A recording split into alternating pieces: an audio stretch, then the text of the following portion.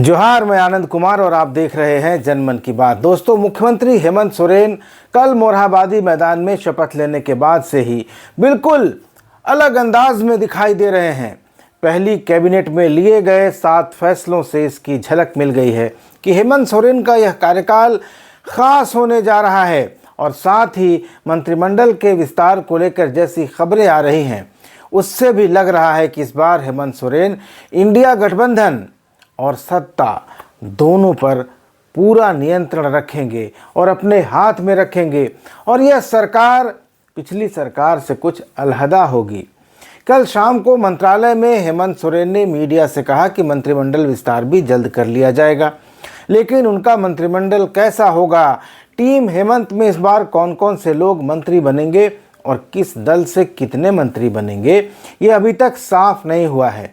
अटकलें लग रही हैं। कहा जा रहा है कि इस बार की हेमंत सोरेन सरकार पिछली सरकार की तरह नहीं होगी।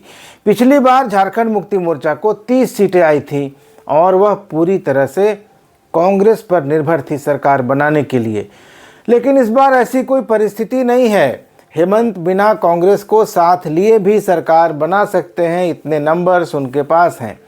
दोस्तों, मैं तो चुनाव के पहले से ये बात कहता आ रहा हूँ, कई वीडियोस में कह चुका हूँ कि अगर झारखंड मुक्ति मोर्चा 50 से अधिक सीटों पर लड़े तो उसके अकेले दम बहुमत लाने की संभावना रहेगी, और इस चुनाव ने यह दिखा दिया। नतीजों से साबित हो गया कि अगर झारखंड मुक्ति मोर्चा 52 सीटों पर लड़ता तो अकेले दम बहुमत ला सकता था, लेकिन कांग्रेस यह जानते हुए कि झारखंड में उसकी संभावनाएं, उसका प्रदर्शन हेमंत सोरेन और कल्पना सोरेन के भरोसे ही टिका हुआ है, वह 29 सीटों पर लड़ी और पिछली बार की तरह उसे सिर्फ 16 सीटें ही आईं, यानी कांग्रेस 13 सीटें हार गई। 55% का उसका कुल स्ट्राइक रेट रहा, जबकि झारखंड मुक्ति मोर्चा 43 सीटों पर लड़ा, 34 सीटें जीती और सिर्फ 9 सीटों पर उसे हार मिली, तो करीब 79% का स्ट्राइक रेट रहा। इस स्ट्राइक रेट से झारखंड मुक्ति मोर्चा अगर 52 सीटों पर लड़ा होता तो 41 या 42 सीटें जीतकर अकेले बहुमत ले आता। इस बार राजद ने 4 सीटें जीती हैं और माले ने 2, यानी इन दोनों दलों का प्रदर्शन भी कांग्रेस के मुकाबले काफ़ी बेहतर रहा है। और अगर कांग्रेस को माइनस करके भी सिर्फ झारखंड मुक्ति मोर्चा, आरजेडी और माले की सीटें जोड़ दें तो यह 40 का आंकड़ा हो जाता है, यानी बहुमत से सिर्फ 1 कम। और जयराम महतो, लोजपा, जदयू और आजसू ने 1-1 सीट जीती है, तो किसी 1 या 2 विधायकों का समर्थन लेकर भी सरकार बनाई जा सकती है। इसलिए हेमंत सोरेन इस बार कांग्रेस की शर्तों को एक सीमा से, एक लिमिट से ज़्यादा मानने के मूड में नहीं हैं। उन्हें पता है कि कांग्रेस ने चुनाव में कितनी मेहनत की है।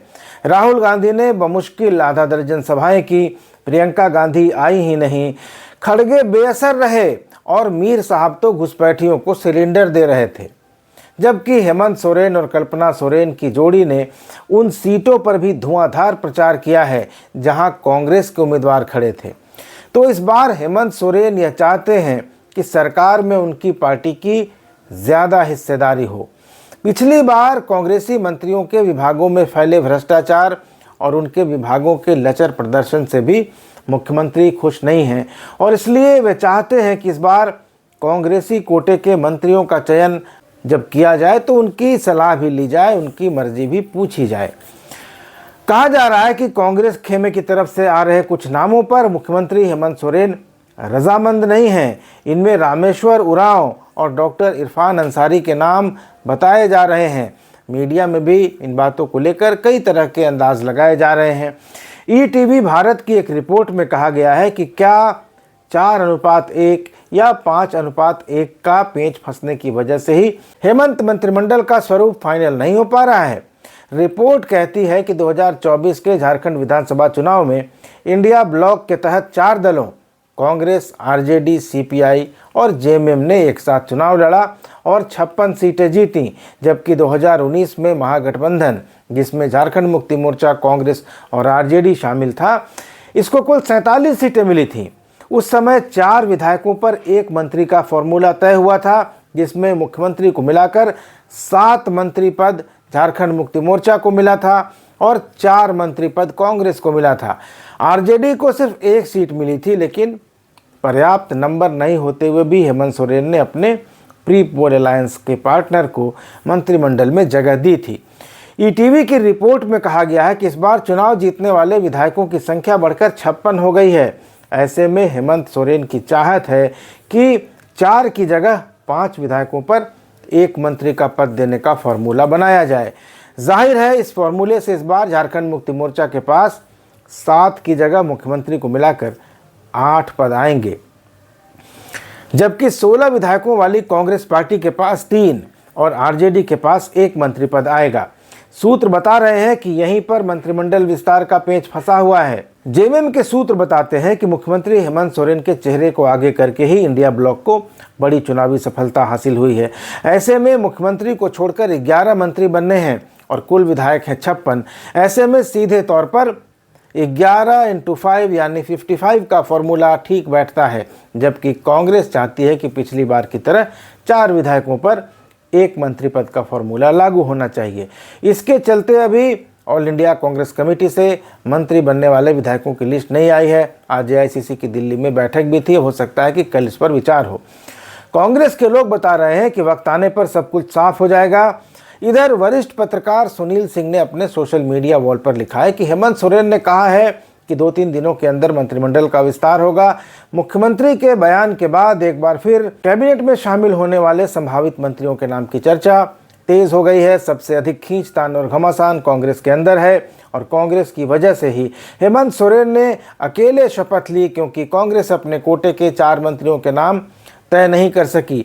हेमंत सोरेन से कांग्रेस ने अकेले शपथ लेने को कहा और मंत्रियों के नाम के लिए समय की मांग की। सुनील जी के मुताबिक कांग्रेस से डॉक्टर रामेश्वर उरांव और दीपिका पांडे सिंह का नाम लगभग तय है। 2 अन्य नामों पर मंथन चल रहा है। जेल में बंद पूर्व मंत्री आलमगीर आलम की पत्नी निशत आलम की दावेदारी से मामला उलझ गया है। इरफान अंसारी और निशत आलम दोनों में से कोई एक ही मंत्री बन सकता है। आलमगीर आलम की आला कमान से नज़दीकी है, वफादार रहे हैं, मददगार भी रहे हैं। जेल जाने से पहले तक सब कुछ वही मैनेज किया करते थे। पार्टी उन पर भरोसा भी करती थी और रांची से दिल्ली तक की जिम्मेदारी आलमगीर आलम ही संभाला करते थे, इसलिए उनकी पत्नी की दावेदारी मजबूत मानी जा रही है। आलमगीर आलम के जेल जाने के बाद ही डॉक्टर इरफान अंसारी को अल्पसंख्यक कोटे से मंत्री बनाया गया था। अपने बयानों को लेकर अंसारी हमेशा विवादों में रहते हैं, सरकार को असहज स्थिति में डाल देते हैं। कांग्रेस का एक बड़ा खेमा भी अंसारी का विरोध कर रहा है। निशत आलम और इरफान अंसारी के बीच पार्टी फंस गई है। महिला कोटे से दीपिका पांडे का नाम चल रहा है। ऐसे में निशत आलम को परेशानी हो रही है। महिला कोटे से कोई एक ही मंत्री बनेगा। यदि निशत आलम का नाम तय हुआ तो फिर दीपिका पांडे सिंह का पत्ता साफ हो जाएगा। इधर कांग्रेस में आदिवासी कोटे से कई विधायकों के नाम पर चर्चा हो रही है। बंधु तिर्की अपनी बेटी शिल्पी नेहा तिर्की के लिए लगे हुए हैं, लेकिन कांग्रेस आला कमान किसी नए नाम पर विवाद से बचने के लिए डॉक्टर रामेश्वर उरांव के नाम पर सहमत बताया जाता है, ऐसा सुनील सिंह का कहना है।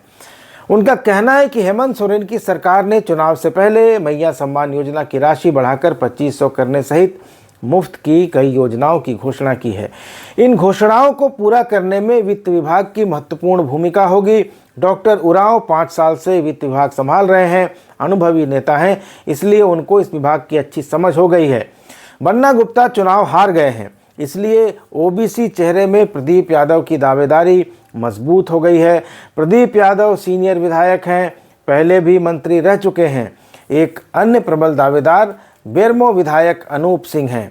अनूप सिंह की भी अच्छी पकड़ है, लेकिन यदि प्रदीप यादव का नाम बढ़ा तो फिर अनूप सिंह का नाम कट जाएगा। महिला कोटे से निशत आलम शामिल हुई, दीपिका का नाम कटा तो अनूप सिंह की दावेदारी मजबूत हो जाएगी, ऐसा सुनील सिंह का कहना है। उनका यह भी कहना है कि वैसे फिलहाल प्रदीप यादव की दावेदारी ही मजबूत है। सुनील जी लिखते हैं कि राजद कोटे से एक मंत्री बनेगा। हुसैनाबाद के विधायक संजय सिंह यादव और गोड्डा से विधायक संजय यादव और उनके साथ देवघर के विधायक सुरेश पासवान मंत्री बनने की दौड़ में शामिल हैं। जातीय समीकरण के अनुसार सुरेश पासवान का पलड़ा भारी है। सुरेश पासवान दलित समाज से हैं, पहले मंत्री रह चुके हैं। अगले साल बिहार में विधानसभा का चुनाव है। देवघर का इलाका बिहार से सटा हुआ है। बिहार में पासवान जाति केंद्रीय मंत्री चिराग पासवान के साथ है। ऐसी स्थिति में पासवान जाति को अपनी तरफ खींचने के लिए लालू और तेजस्वी यादव सुरेश पासवान को मंत्री बना सकते हैं। सुरेश पासवान के मंत्री बनने से हेमंत कैबिनेट में दलित समाज का कोटा भी पूरा हो जाएगा। दोनों संजय मंत्री बनने की चाहत रखते हैं और सुरेश पासवान मंत्री बनते हैं तो दो यादवों की लड़ाई भी थम जाएगी और राजद का समीकरण फिलहाल सुरेश पासवान के साथ दिखाई देता है। सुनील सिंह लिखते हैं कि झारखंड मुक्ति मोर्चा कोटे के मंत्रियों का नाम हेमंत सोरेन को तय करना है, इसलिए जिसे वे चाहेंगे वही मंत्री बनेगा। यहाँ खींचतान की कोई गुंजाइश नहीं है। लेकिन यहाँ भी दावेदार कई हैं। पलामू प्रमंडल से झारखंड मुक्ति मोर्चा कोटे से भवनाथपुर विधायक अनंत प्रताप देव का नाम चल रहा है, क्योंकि प्रमंडल से पार्टी के वही एकमात्र विधायक हैं। अनंत प्रताप देव को मंत्रिमंडल में शामिल करने से क्षेत्रीय के साथ जातीय संतुलन भी बरकरार रहेगा। कैबिनेट में ऊंची जाति को प्रतिनिधित्व मिल सकेगा और चर्चा है कि विधानसभा अध्यक्ष रविंद्रनाथ महतो भी इस बार मंत्री बनना चाहते हैं। और अगर रविंद्रनाथ महतो मंत्री बने तो फिर प्रोटेम स्पीकर स्टीफन मरांडी विधानसभा के अध्यक्ष बनाए जा सकते हैं और हेमलाल मुर्मू का नाम भी इस पद के लिए चल रहा है। तो बहरहाल सारे फैसले हेमंत सोरेन को लेने हैं, इसलिए झारखंड मुक्ति मोर्चा में कोई परेशानी नहीं है। माले सरकार में शामिल होगा या नहीं, या पिछली बार की तरह बाहर रहेगा, इस पर कल फैसला होगा, कल घोषणा होगी। पार्टी की आज बैठक हो गई, कल प्रेस कॉन्फ्रेंस होगी। अगर माले सरकार में शामिल हुआ तो झारखंड मुक्ति मोर्चा का एक मंत्री कम हो जाएगा और माले के सरकार में शामिल होने पर अरूप चटर्जी मंत्री बनेंगे, ये बात भी तय है। तो उम्मीद है कि कल शाम तक और या फिर सोमवार तक बहुत हद तक तस्वीर साफ हो जाएगी, मंत्रियों के नाम भी फाइनल कर लिए जाएंगे। आपको मैं बताता रहूँगा ताज़ा अपडेट के बारे में। मैं आपको ताज़ा अपडेट से वाकिफ़ कराता रहूँगा। आपको ये वीडियो कैसा लगा, इस पर अपनी प्रतिक्रिया ज़रूर दीजिएगा। चैनल को सब्सक्राइब अभी तक आपने नहीं किया है तो प्लीज़ कर लीजिएगा। धन्यवाद, नमस्कार।